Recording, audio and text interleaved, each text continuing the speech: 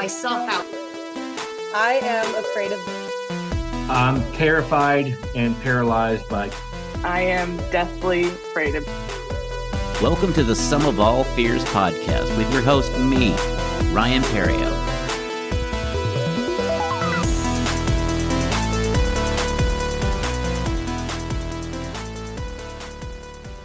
Hello and welcome to the Sum of All Fears podcast. I'm your host, Ryan Perrio. This week marks 1 year of my podcast being on Spotify and anywhere you listen to podcasts. This time, Labor Day a year ago, I was releasing 3 episodes. David Jessup, Madeline Teig, and Ruth Banks. And since then, we have released 52 more episodes once a week. Thanks to those who have been a guest and to Sarah and all of her assistants with the live shows that we've done. And more to come. I'm excited to keep this going. This week, though, to mark my 1-year anniversary is Marti MacEwan. Marti is a therapist in the Seattle area who also dabbles in jazz singing. When she went to sing for jazz and to just sing in general, she realized she had stage fright. Very common fear, one of the biggest fears we have. Something as a comic and on-stage performer myself, I can relate to. In this episode, we talk about stage fright, both of us, like from the comedy side as well as the singer side. And then we get into her stage fright cure. We talk about that as well. So let's get into my interview about stage fright with Marti MacEwan.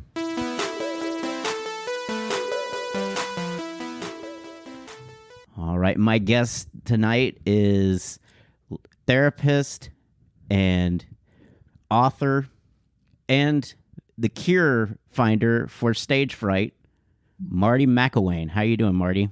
Or is it MacEwan? MacEwan. Thanks for checking. I'm doing great. Thanks, Ryan. Well, I'm glad. When you hit me up, I was wondering where you've been all my life because I've been doing comedy for 15 years, and when I started, I would say the first 2 years of my comedy career was just me completely in an all-out war with stage fright. Gosh, yeah, that's suffering there, isn't it?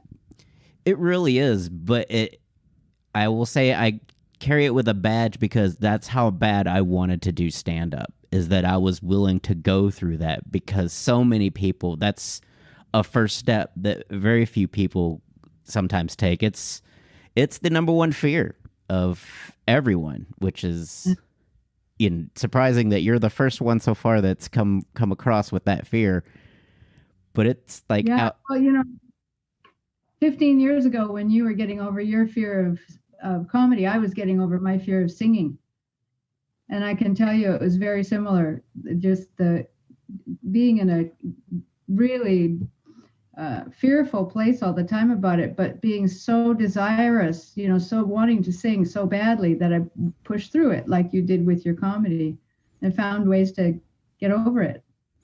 Get comfortable, right? Yes. So where did the singing desire come from? Has it just been a lifelong thing? Like, have you always just been kind of someone that's kind of sang around the house and people have been entertained?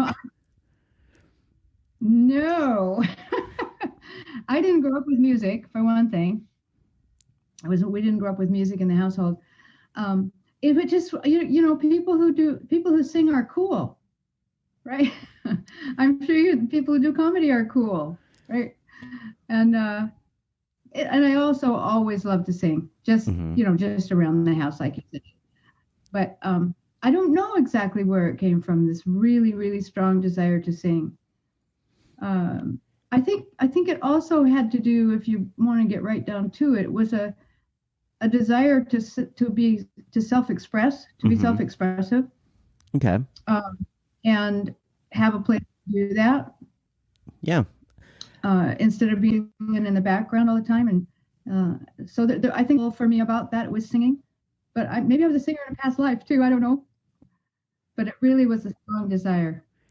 That's how it kind of was from comedy. I lost everything that I had worked for so long, and I just had a long soul-searching thing, and that was one thing I'd always wanted to try. And I was like, well, let's try to make it a career. And maybe it's not a career at this point, 15 years later. Like, I approached it initially as this is going to be what I do for the rest of my life. So that's how I studied it and attacked it.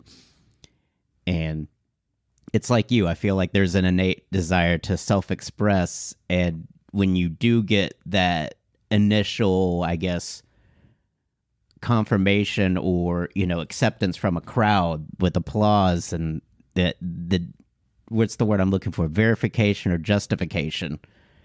That you're on the right path because you've entertained a crowd of people. Yeah. That just is what kind of kept me going. That's awesome. It was a really strong motivation for you to get through all that fear you were feeling at the beginning and all the insecurity. Yes. The same as for me with singing. The first time I had a singing lesson, the teacher asked me to sing her something. It was just her and me. Mm-hmm. And I couldn't get a sound out. I was completely overtaken with fear to the point where I couldn't even get a sound out. Eventually I squeaked something out, but it was really a really strong involuntary response to something I both wanted really badly and was afraid I wouldn't be able to do. And I think too, I'm afraid that I was going to embarrass myself by being so bad at it. Mm-hmm.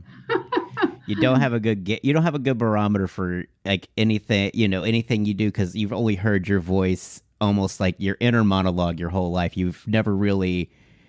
It's weird, like how different your voice sounds when you hear a recording of it versus when you're just talking. It's like your inner monologue has a totally different voice from what the outer monologue that is captured is.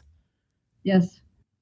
And also with singing, I don't know if it's true for you with your comedy, but every microphone, every different environment, right? The different instruments behind you, how big the room is, how the sound is, makes your voice sound different to yourself. And so unless you have a monitor coming at you, you're just like sending this sound out and hoping that it sounds okay to somebody. Yeah, hoping you're being heard.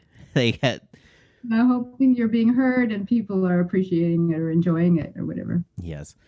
Mm-hmm. There was a lot of times where there was no enjoyment, and it's really interesting what I've learned from just going up over and over, and that you're kind of a stewardess, if you will. Like that's how I've always equated it, is when you're on a plane, a stewardess is always smiling, and that's to have you reflect a smile back. And so when you're on stage, you're kind of that stewardess. So they take cues from you, the audience, by how you are. So if you're uncomfortable, then they immediately reflect that same uncomfortableness back at you, which makes it so much worse. But that's how I've always been able to describe it, is that I'm kind of leading here. And even though I don't feel like I should lead, if I don't give them the impression that I am the leader, they're going to sense it right away, and it's going to be a long, uncomfortable conversation. That is really, really good. Can I borrow that? Yeah, absolutely. What I say about it is the audience wants to know they're in good hands with you. So yeah, the same feeling. It's the same feeling of they want you to be a capable leader of what it is we're going to experience here together, right? Mm-hmm. If you're not the person whose hands are good to be in, I guess would be a about way of saying it, then they feel insecure. They don't know where we're going. They're off the mark.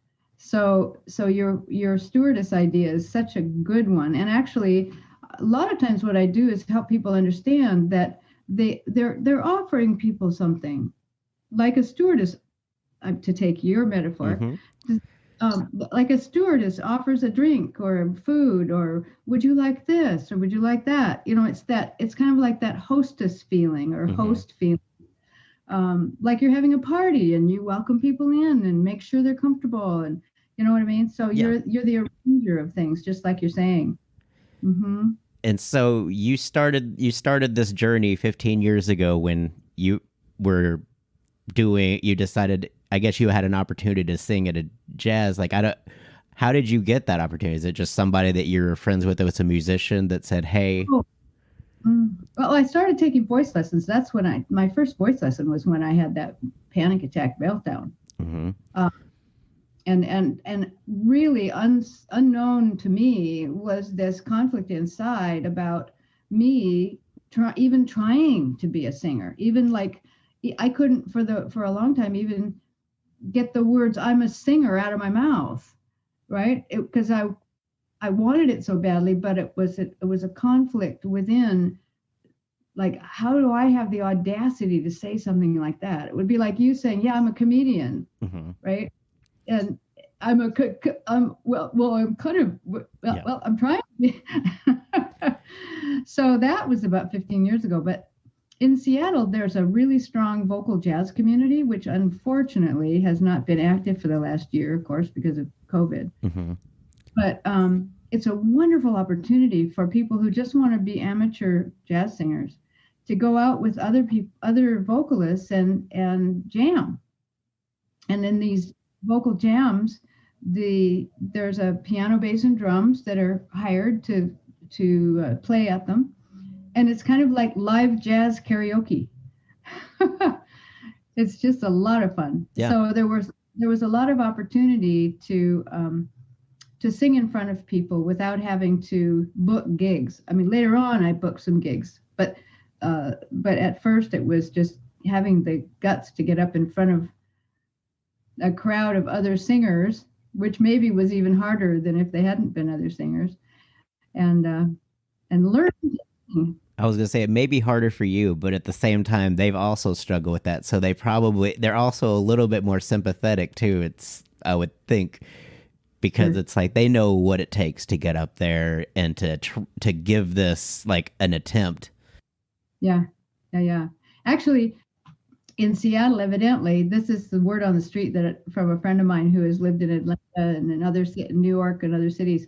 We're really nice here to our amateur jazz singers. Evidently, in other cities, it's like, no, if you don't have it, give them the hook. We don't want to hear from you if you're not really good, which is kind of unfortunate because the jazz community in Seattle is a place to grow into being a good jazz singer, right? Yeah. Rather than having to be a good jazz singer already before you even get up on the stage.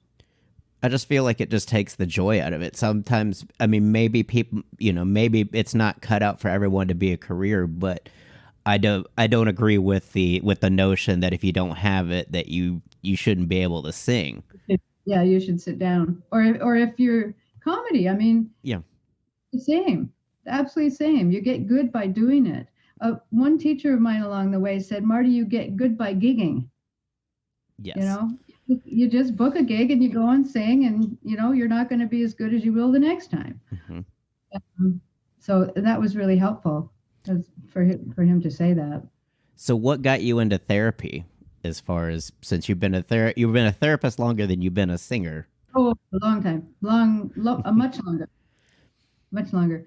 I was started as a therapist right out of graduate school in my 20s. So it was something that I think psychology and personal growth and all of that was fascinating to me from a kid, in terms of how people tick. Yeah. I mean, a lot of people are fascinated by how we tick, what makes us who we are.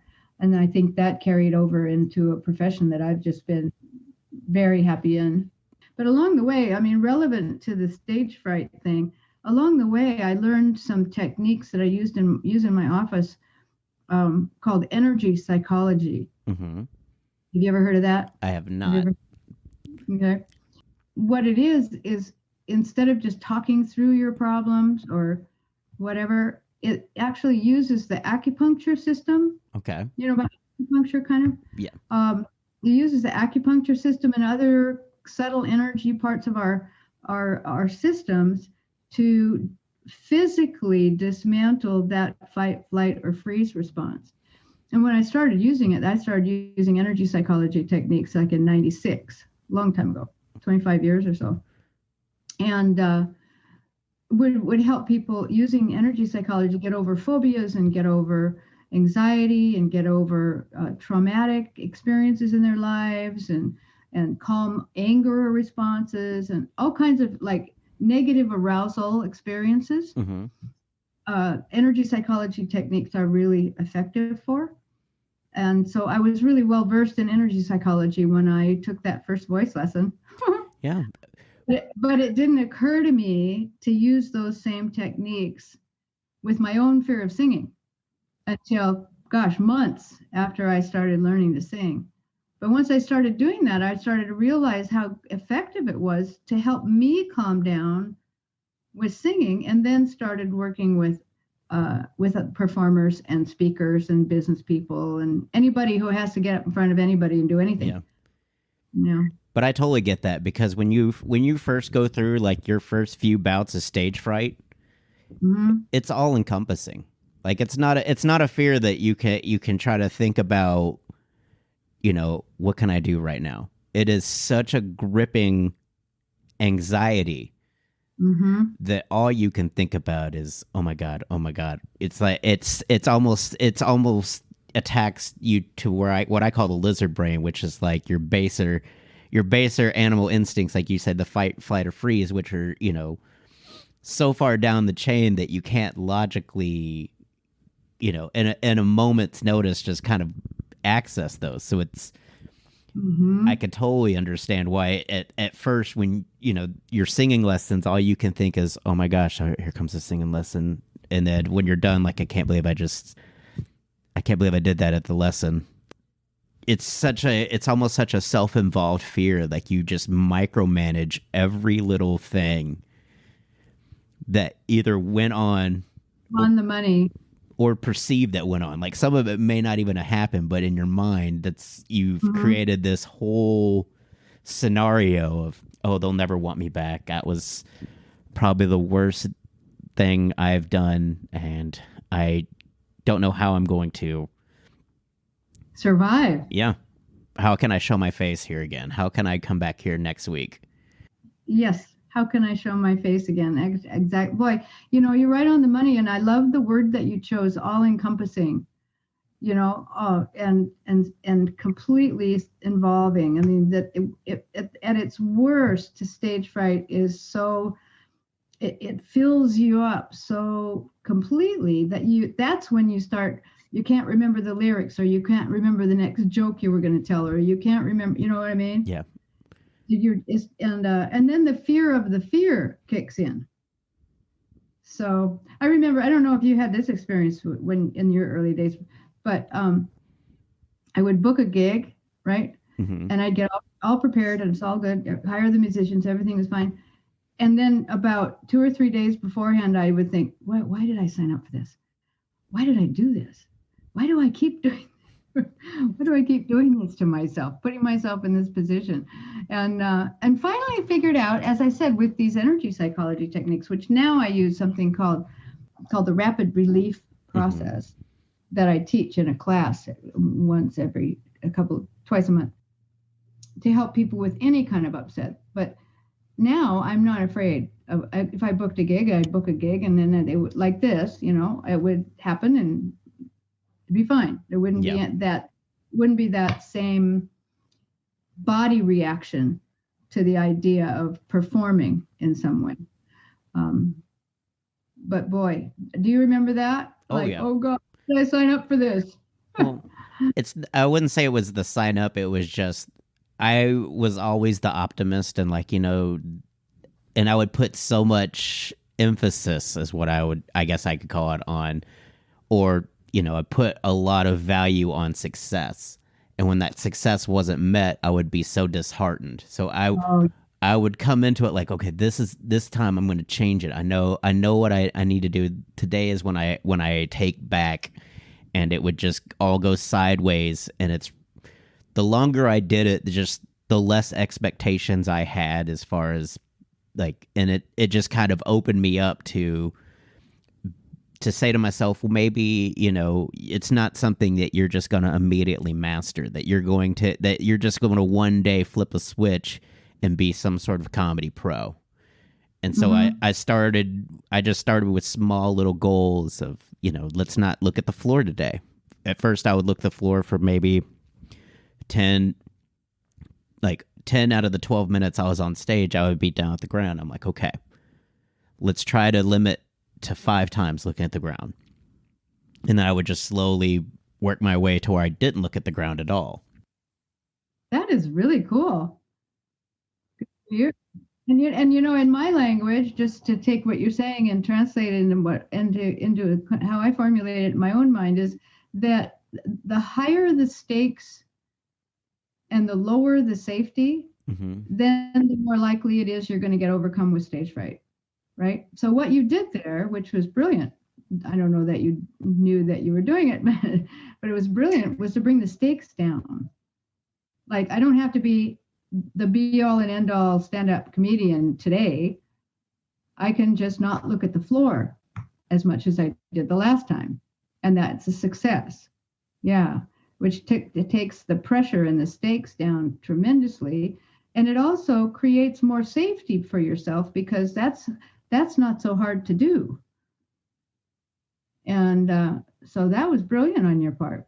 Well, not so hard to do it in theory, but it still took a few times to kind of pace myself out and to kind of see the progress. And then, I was okay with going last every open mic. I was okay with people, I was okay with the perception that maybe I'm the worst comic in this city. I was like, well, maybe I am, but, I just enjoy doing it. So I'll work as hard as I can, but I'll just try to work where I'm not in everybody else's way. That's very good. Give yourself some elbow room, as you say, to loosen up and then start to build from where you are, rather than expect yourself to be someplace you're not and be disappointed every time. And that's another muscle I think I developed from stage fright, was just going up at the end of the night in an empty room, was that I was okay with, I got okay with silence, is what I would be, the silence isn't so bad, and so then when I was in a full room and I got silence from a full room versus an empty room, I didn't have that shock to the system that, this is going badly. I'm like, okay, I'm just still going at my own pace. And so that's one thing I tell comics when they're new, is when you go up at the end of the night, you're learning a skill called being comfortable with no one laughing. Because if you only go up in front of people and they laugh, when they don't laugh, it's going to create a fight, like your fight or flight response. Oh no, I'm falling down a cliff or something. And if you can't be confident enough to say it's fine, then they're not going to be comfortable enough, and it's just a pressure cooker. All the bolts are going to pop off, and it's just going to devolve, and you're going to, get nervous and forget your lines, and they're going to be uncomfortable and not laughing. Yeah. Oh no, I'm going to bomb, or I'm bombing. Yes. Exactly. Yeah, totally. So when I work with people, the stage fright cure, just kind of to weave it in with what you're saying here, the first thing we just did in our conversation, which is to get objective about what it really is, which is it's a triggered response that likely comes from earlier in your life in some way, not necessarily big trauma, but some kind of early response. And then it does in fact trigger the lizard brain, not quite the lizard brain, but the amygdala in the midbrain, which is the arbiter of fear, right? So your amygdala goes, oh God, this is scary, this is threatening. And then the amygdala sends the hormonal messages into your body that it needs to go into that fight, flight, or freeze response. And all of the mental and all the physical and all the the emotional symptoms of stage fright come from that. It's the amygdala in the brain that thinks you're in a threatening situation when really you're not. So what you did was the second part of a stage fright cure, which is to create as much safety and as little stakes or threat as you can in the situation by thinking about it differently or approaching it differently. And you just mentioned some beautiful ones, like go last, so you can get used to people not laughing because there's hardly anybody out there to laugh, right? Mm-hmm. And then that will get your amygdala to calm down. So then you don't have as much of that fight, flight, or freeze response. The energy work comes from, I mean, the next part of the stage fright cure is to work with your energy so that the electromagnetic, if you will, or bioelectric arousal doesn't happen in the face of the same kind of triggers, like nobody laughing, for instance, for you, or getting up to sing in the first place, for me. And also to clear up the emotional, psychological, energetic reaction to the past events that caused the stage fright in the first place, that insecurity in the first place, right? When you do all those things, then your body is just not interested in triggering off like it was before. I was gonna say it's such a different feeling, because I don't feel any different, like, from when I still go up. Like, there's still anxiety, and I get that, and I'm like, as soon as I tell my first joke though, and I get that first laugh, autopilot on, where it's immediately, I'm in go mode. I don't seize up as soon as I get that first laugh or that first response. And I don't know when you're singing, if they had, like, when they hear. I don't think it's the same, no, because people don't respond until the end. Yeah. Right. Or they don't respond, at least in jazz, they don't respond until the end of one section. And then you say, maybe pass it on to the other musicians or whatever. So the audience will clap for each section. But it's not the same as getting that immediate ping that you're talking about. You kind of have to hang out there with the silence a little bit longer with singing. See, that's to be the worst, is the silence, because it's such an indifferent response. It's neither positive nor negative. It's a suspense that you're forever kept in until you get your gratification or the other reassurance. Yes. Mm-hmm. Mm-hmm. And that's one of the things that public speakers often are afraid of. That trigger, I shouldn't say are afraid of, but that triggers their fear is the lack of facial response. And the amygdala, interestingly enough, is very sensitive to faces. The amygdala, when we're little, we want to know that mommy's happy with us, or daddy's happy with us, or that daddy's happy with us, or the kids like us, or whatever it is, because that's a safe response. And often we read that in faces. So several times I've had clients that have had what they call a blank face fear. That is that uncertainty, yes, that you don't know what anybody's thinking about what you're saying. You don't know what anybody's thinking about your singing. You don't know what anybody's thinking about the joke you just told, right? And that can be very scary. That can be a common trigger for people's stage fright, is that blank, no response state. So when you started doing these tactics, when did you how long after you started those tactics did you kind of fine tune it to where it's the program it is now? Like, did you have to change any of the order of some of this stuff? Or? Yeah, I had to think it through, because the energy work is a big piece. The rapid relief process and energy psychology techniques are a big piece of the stage fright cure. And that's where I started. I went, wait a minute, I could do those same techniques on myself as I'm doing with my clients. And it's something you can do for yourself too.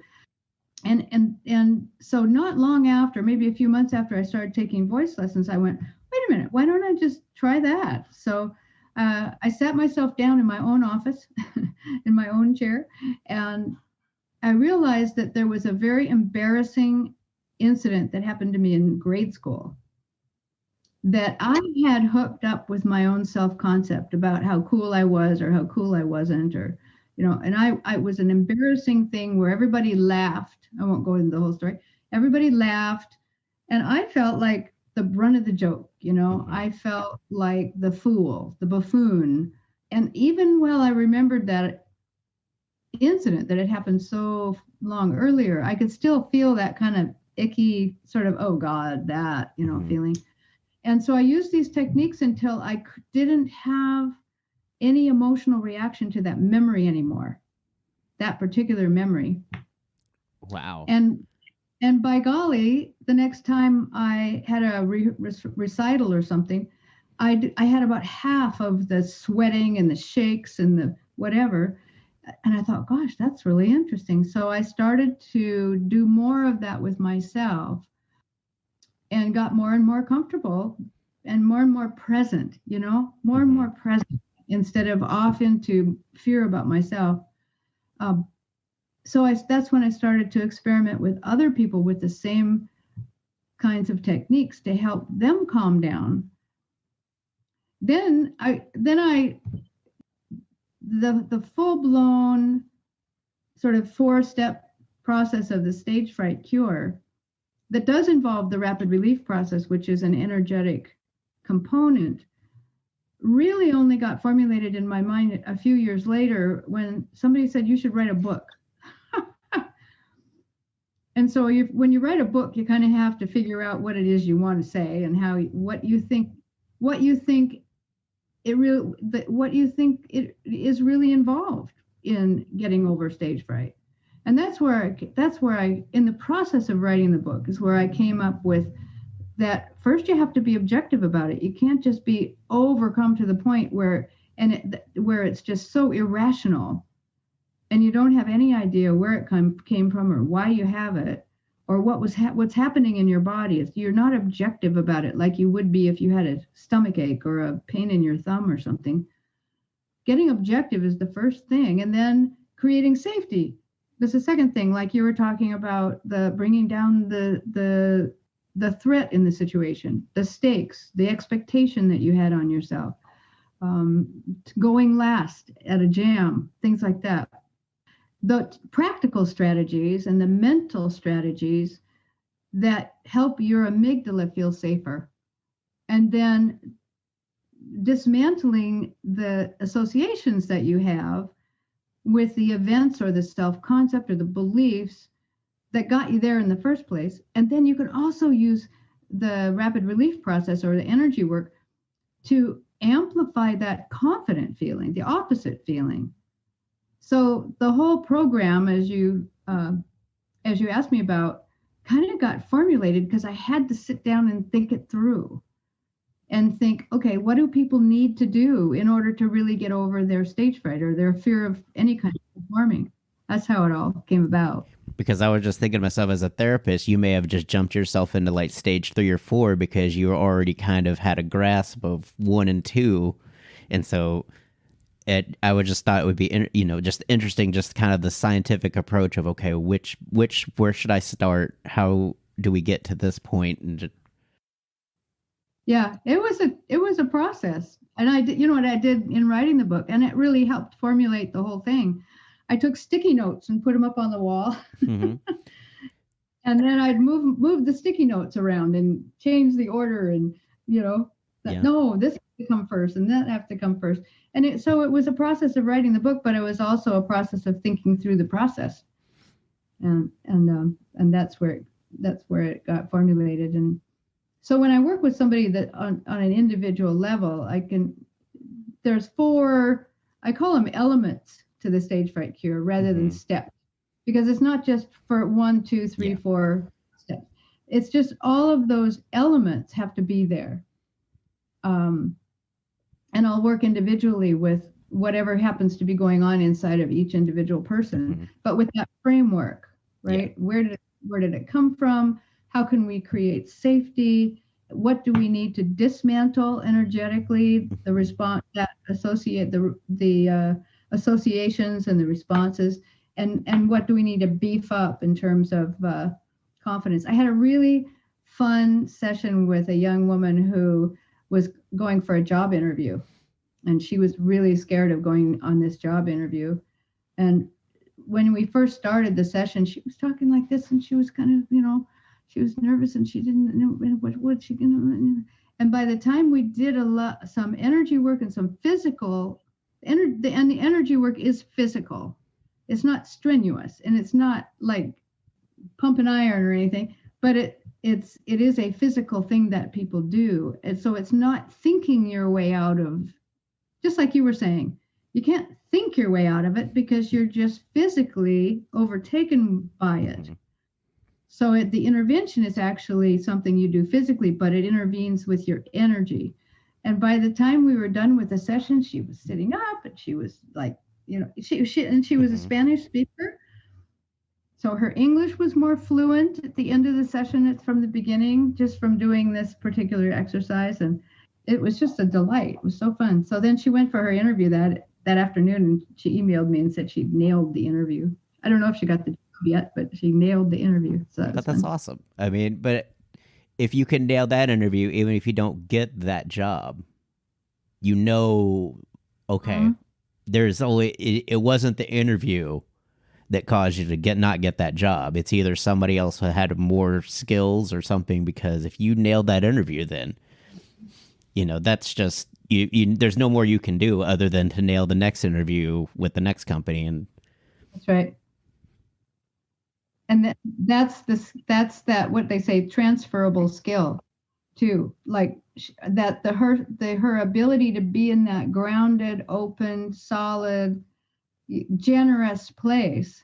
The word generous is one of my favorites. So it's like the stewardess, or I guess we should change it to flight attendant rather than stewardess, maybe, but these days. But anyway, it's that mentality you were talking about earlier, and that ability to plug into that place is going to put her in good stead in interviews, in leading a meeting, in all kinds of different situations besides just interviews. So it's a big deal to be able to do.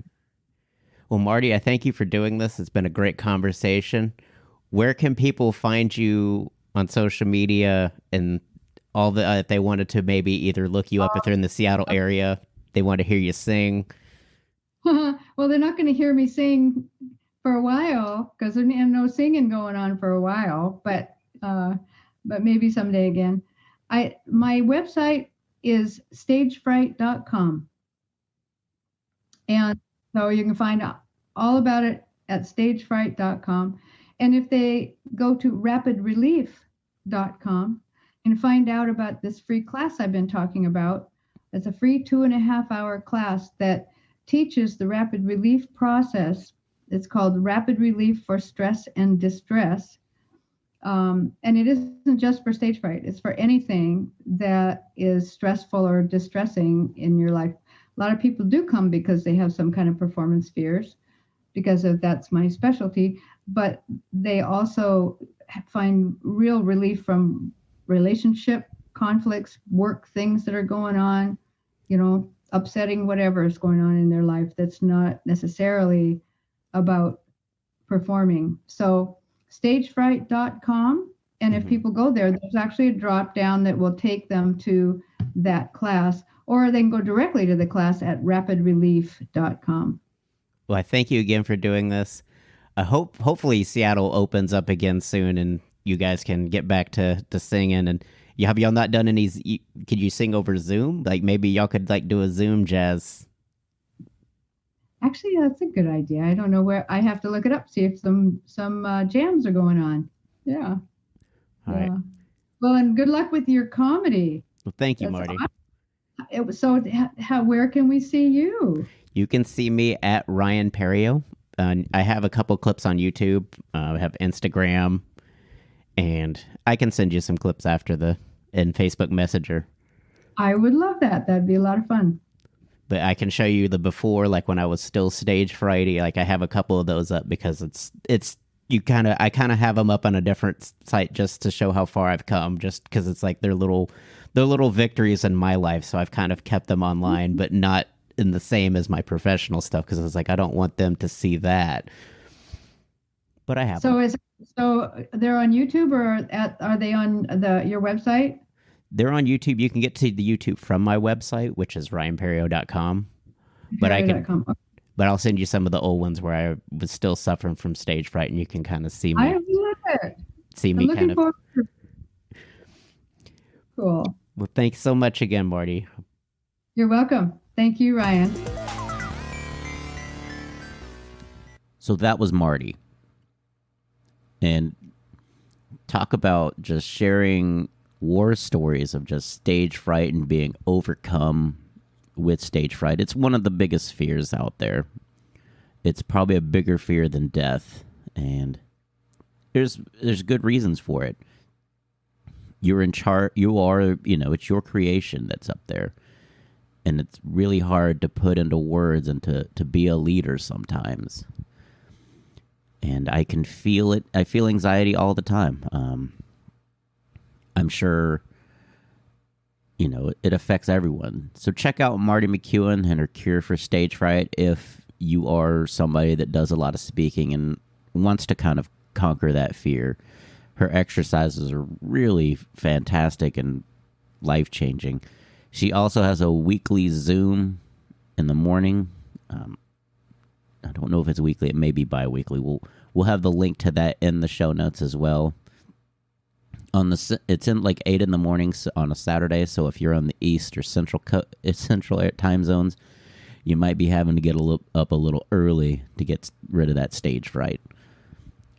Check her out at stagefright.com. A very straightforward website. Like, she is awesome, and she does a great job with discussing stage fright and just being open and honest about it, and helping people with any kind of speaking, like fear and phobia, to kind of make your way through it. I thank you guys for listening. It's been a year. I've been doing my best to make sure an episode gets out every week. I'll continue to do that. Check out, leave a review. That'd be a great year anniversary gift, is if you leave a review on Apple or Spotify or wherever you listen to podcasts. It helps with the visibility of the show. Also, check out, I'll be featuring in Fort Worth with Liz Mail on Friday and Saturday, the 17th and 18th of September, as well as Sunday in Dallas. So come check out those shows. They'll be great. Cheyenne Jahani will be my MC. We'll have a great time. Also, thanks to all the people that came out to the Comedy Arena in McKinney this last weekend. It was fantastic. Watching some of these people that I know and care about take strides in their comedic journey was really enjoyable to watch. Just to see them, take on a new challenge and then rise to it and, conquer it almost is just a rewarding feeling. And so I'm super proud of both Mallory and Stephen Gamble for doing an amazing job at hosting and featuring for me. I have shows coming up. I have private events coming up. I have some shows at Hyenas, and I also have a show in Midland, Texas, which will be a fun show with James Johan, who I feature with in Wichita. So we should have a great time in Midland, Texas. And with that, that's all that's going on. I thank you guys for listening. We've had some amazing shows. I got some interviews coming up tomorrow. So we'll keep this going. I love you guys. I thank you all for listening, and have a great week. Thanks for listening to the Sum of All Fears podcast. And now some thank yous for the folks that make this show possible. Thanks to Barry Whitewater for my art and graphics. You can follow him on Instagram at bwhiteh2o. Get it? H2O like water. You can also follow him on Facebook, Music. A huge thank you to Gunnar Olsen for the wonderful music provided for this podcast. You can follow him on Instagram at gunbuns, that's GUNBUNS, as well as his website, gunnarolsen.net. Check out some of the samples that he has recorded. They're amazing. He's an amazing percussionist. If you want to follow the show, we've got a Facebook group, Sum of All Fears. Instagram, Twitter, you can find us at Some Fear Fans. If you have some feedback for the show, email me at somefearfans, SOMEFEARFANS @gmail.com. I'll be happy to take those into consideration. Also, if you'd like to be a guest, email me at somefearfans@gmail.com. We can try to iron out some details and get that settled in. Give us some feedback if on Apple, Google, Spotify, or wherever you listen to podcasts. Leave a review. It makes the show bigger, and it's not going anywhere. I'm going to record as many shows as I possibly can. If you want to follow me on social media, I am at Ryan Perio. It's RyanPerio on all social media platforms. You can follow me there. And you can check me out at ryanperio.com, my website. I'll try to list upcoming shows there as well. It's been kind of spotty because as soon as I set it up, that's when the pandemic happened. And everything's kind of just in a holding pattern.